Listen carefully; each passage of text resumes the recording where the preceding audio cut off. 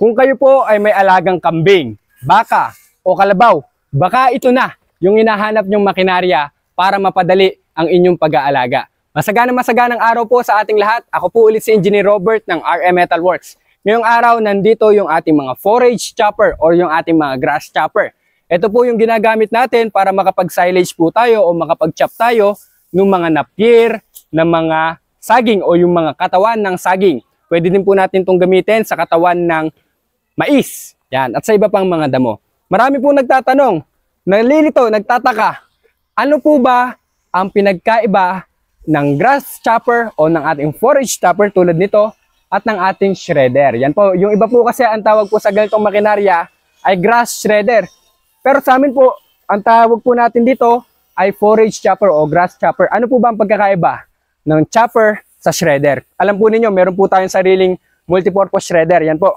Ang chopper po, katulad po ng pangalan niya, chop po, chopping mechanism ang kanyang ginagawa. Ang ibig sabihin po niyan, yung cut po niya doon sa ating mga materyales. Kung ito po yung ating materyales, yan, pakita po natin.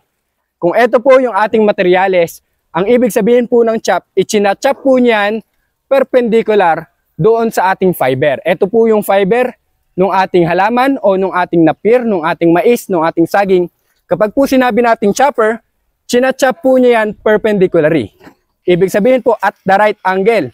Bakit po mahalaga yon? Kapag po kasi shredder, ang ibig sabihin po ng shredder, dinudurog niya, pinipino niya yung fiber ng ating halaman o ng ating forage.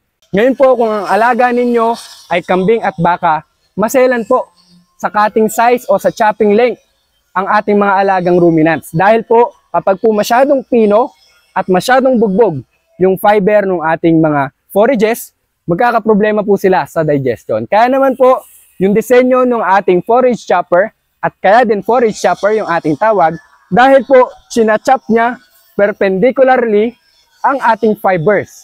Hindi po niya ito sinishred. Kaya po minsan nagtataka kayo, magko-comment po kayo, pwede po ba sa shredder ang ating silage o ang ating pagkain sa ating mga kambing? Ang recommended po natin dyan, yung ating forage chopper. Dahil po, mas magiging maayos ang digestion ng ating mga alagang ruminants katulad ng kambing at baka. Huwag na po natin patagalin. Ipapaandar po natin to o idedemo ko po ngayong araw yung ating mga makinarya. Magigiling po tayo o magcha-chop. Yan po ang tamang terminolohiya. Magcha-chop po tayo ng ating saging at ng ating mga napier. Yan, medyo magulang yung napier na to. Unahin po natin ito. Ito po yung order sa atin ng ating kababayan mula sa General Tino. Paandarin po natin. Ito po o, saging. Sakto po ito. Kung papakainin nyo naman po ay mga manok. Manok, bibel. Ako talaga naman. Paborito. Bali, wala yung saging. Ang kainaman po sa ganitong type ng chopper natin, pwede po natin kontrolin yung haba ng putol. Yan po. Pakita po natin yung output ng saha. Ayan o, nakita ninyo. Anak ko talaga naman.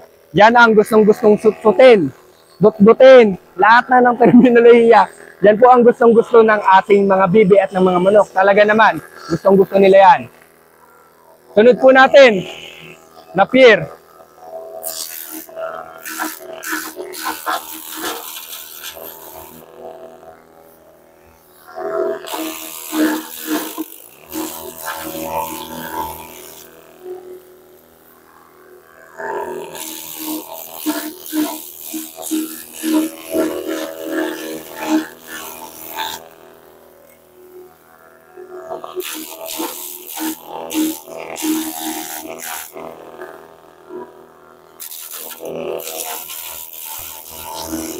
Yan.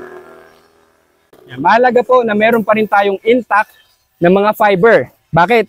Sabi ko nga po, kapag po kasi yan pinong-pino, hindi po yan magugustuhan ng ating mga alagang ruminants. Yan. Pero makikita po natin, yung mga matitigas na part po niya, ikakat po natin yan ng 1/2 inch to 1 inch. Kasi po, itong mga matitigas na part natin, yung mga stock natin, kapag po yan hindi natin napino o hindi natin naikat ng 1/2 inch to 1 inch, hindi po yan kayang kainin o hindi yan magugustuhang kainin yung ating mga alagang kambing. Ito naman po yung mga dahon makikita natin, mas mahaba po ang cut niyan, talagang ganyan po natin siya idinisenyo para po meron pa rin pong stimulation yung jaw ng ating mga alagang ruminants. Mahalaga po yan para sa ating ruminants na na-stimulate yung kanyang mga panga, kumbaga, para healthy po yung ating mga alagang hayop. Sunod po natin paandarin yung ating isa pang forage chopper. Ito po, yung dalawa po na to, parehas po silang electric. Ibig sabihin po, electric motor po yung ating prime mover. Yan po. Meron din po tayo dito, gasoline. Papaandarin din po natin to. Testingin po natin. Unahin natin, saging pa rin.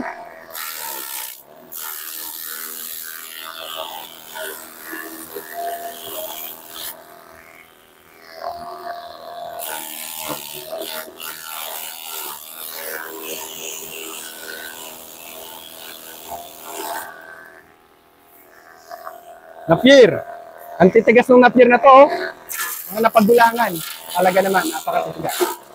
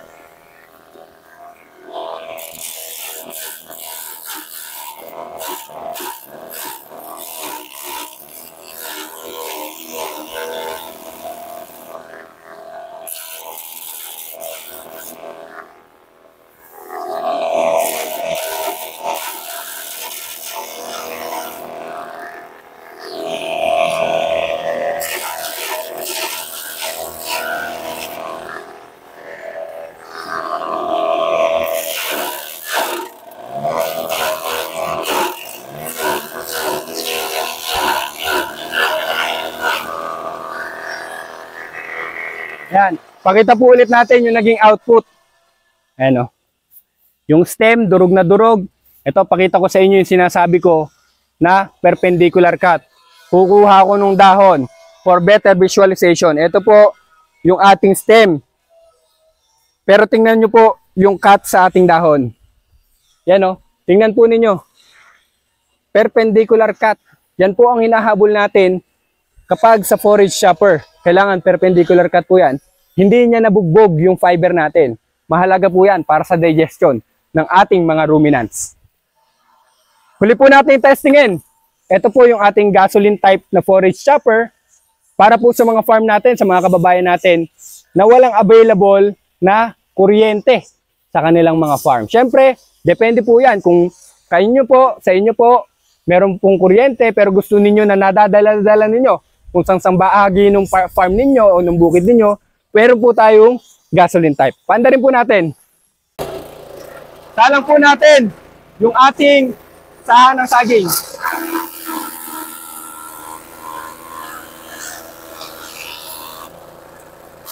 Kahit bilisan po, kaya-kaya yan.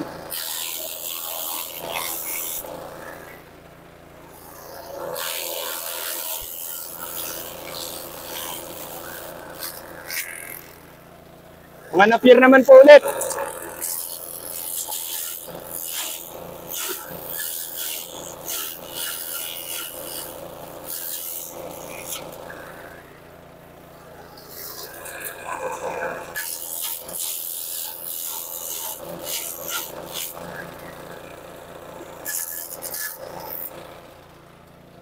Hilingin na po natin lahat yan. Kasi pagka natuyo yan, hindi nakakainin yan ng ating mga alaga.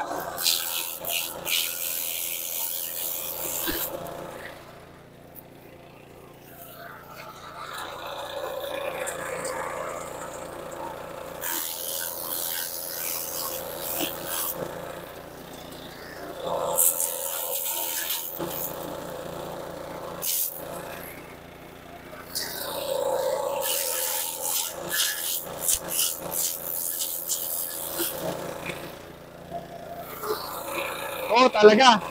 Gumulang na na-feel to. Pero kaya-kaya.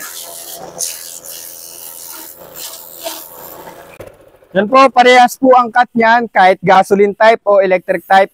parehas po ang capacity niyan.